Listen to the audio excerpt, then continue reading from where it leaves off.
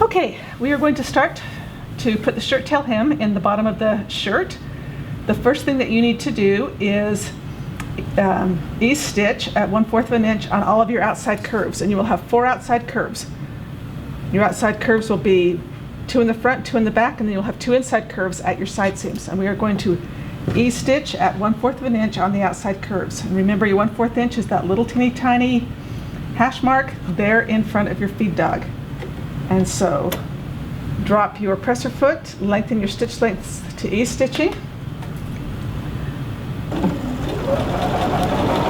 put that row of ease stitching. And if you're really accurate at 1/4 of an inch, it will be to your benefit, because this can become a guideline as you put the hem in also. And so put your row of ease stitching in. Be sure you leave a thread tail so that you'll be able to turn that up. Okay, so after you have ease stitched your 4 outside curves, pick up your shirt, line up the collar band at the top, your cut end at the bottom, and make sure that both of your button bands are the same length, that your front of your shirt, the center fronts, are the same length. If they are not, before you hem this, you need to fix that. You will trim the long one to match the short one, and then line back up your edges and ease that back into your curve. So make sure that they are the same length. When they are the same length, then you are ready to start to turn up your edge. The front of your shirt, I'm going to exaggerate this so that you can see a little bit easier. Your narrow shirt tail hem is going to get turned 1/4 and 1/4. On the center front, and this is actually up 1/2, if you turn it and you turn it, you can see that the risk is, if I pull that out here to the side, you will get the little raw edge of your hem sticking out the front of your shirt. And so we are going to miter that front edge to alleviate that problem. And so you will start by, use your hem gauge, measure 1/2 inch. If you notice I've done that, that's 1/2 inch. Press that into place like it's done here, so it's already pressed in. Then you are going to fold that back down and actually turn this little edge here at a 45-degree angle with one side right along that fold. And so you've made just a little teeny tiny 45-degree edge there. And then press that into place. Then you will turn your hem up at 1/4 of an inch. And in that little front area where you have already pressed, you can almost just turn it up to where your press was, because that 1/4 inch is exactly half of 1/2 inch. So check, make sure your measurements are good. If you are on the button band side of your shirt, that's going to be a little bit bulky and you won't be able to put a pin in perpendicular very well. You may have to put that pin in parallel to where you're sewing, that very first one. And now if you look, I'm going to put that piece of hem, the front of my shirt is actually folded at a 45-degree angle. That front corner is mitered. So from the right side now, there will not be any risk of the folded hem sticking out, poking out inside the shirt there. Then when you get to your inside curve, if you sewed accurately at the 1/4 of an inch, you can actually use your basting, or your e-stitching. You can use that e-stitching line as your guideline to turn that hem up for its first roll at 1/4 of an inch. And your e-stitching will truly be exactly right on that fold. The reason that we did that row of e-stitching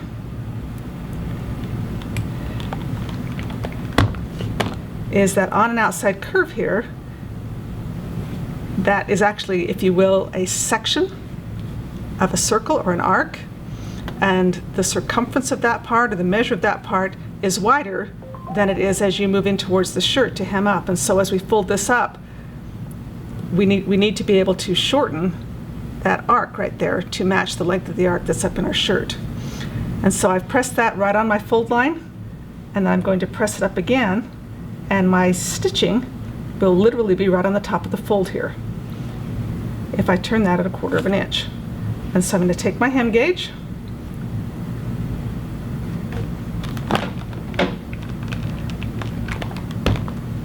and just turn this edge up at 1/4 of an inch. And you will see that I have a little bit of extra fabric there along this curve. It's not laying completely smooth. I'm going to have some little ripples or bumps if I don't get that edge eased in. And so I'm kind of giving it a cursory base or pressing here at that 1/4 inch. So I can see what that edge does. Okay. Now I will take my bobbin thread and I'm just going to pull on this bobbin thread just a little bit. Remember, an ease stitch, you don't get any tucks or gathers when you're done. All it's doing is pulling the threads next to each other, taking out the airspace, if you will, between the threads as they were woven and shortening the length of that piece of fabric that you are ease stitching, that you eased in. And so you just pull that curved edge up until the top edge with your ease stitching exactly aligns and is the same length as the shirt. And when it does align, now you will go back, check your measurements again, be sure you're at that 1/4 inch, and then pin your hem into place along that outside corner. We talked about the ease stitching that just goes on your outside corners. Your other option is to literally sew the entire length of the bottom of the hem at that 1/4 inch, and then it's called a bridge stitch. And you would do the same thing on your outside corner. You'd turn that up, use a pin to pull on a stitch and pull that up. On the outside edge here, you would still now turn on your stitching line, press that in place on your inside curves, and you can use that along your inside curve, still marking your 1/4 inch so that you get a nice smooth curve there. If your fabric doesn't have a lot of give to it, you will have to come up and actually clip, because the fabric will not stretch and lay smoothly there if you choose to bridge stitch that all the way over, if your fabric doesn't give a lot. If your fabric's like mine and has quite a bit of give to it, it's going to go ahead and lay smooth on that curve at a 1/4 inch. When that's all ready and you're good at a 1/4 inch all the way around, then we are ready to sew. Okay, now that we are pinned and pressed, I'm going to use, if you opted to use that bridge stitch, you've got that entire 1/4 inch stitching the entire circumference of the bottom of your shirt. And you have, remember to miter the front. You start at the front of your shirt and you are going to just line that up, drop your needle down, even though that front edge of your hem has been mitered, so you're not sewing to your hem yet. You're actually going to sew into your hem. Do not back stitch because this shows on the right side, and you are going to be stitching at 1/4 inch. We're lining this up with that little tiny hash mark that's in front of the feed dogs there.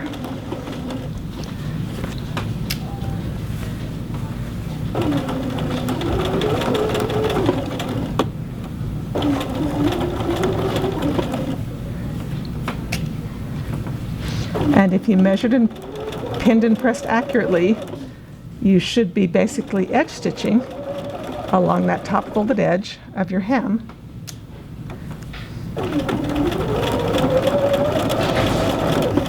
And you're going to sew all the way around the bottom of your shirt until you get to the other side.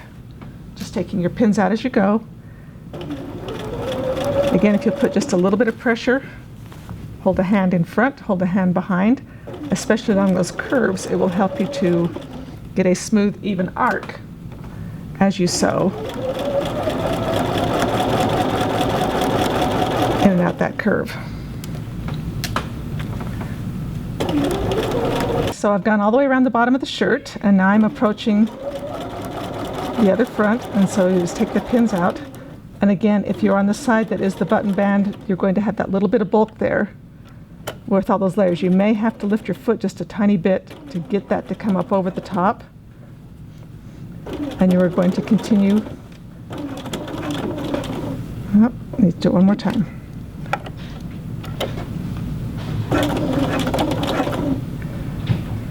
Head forward.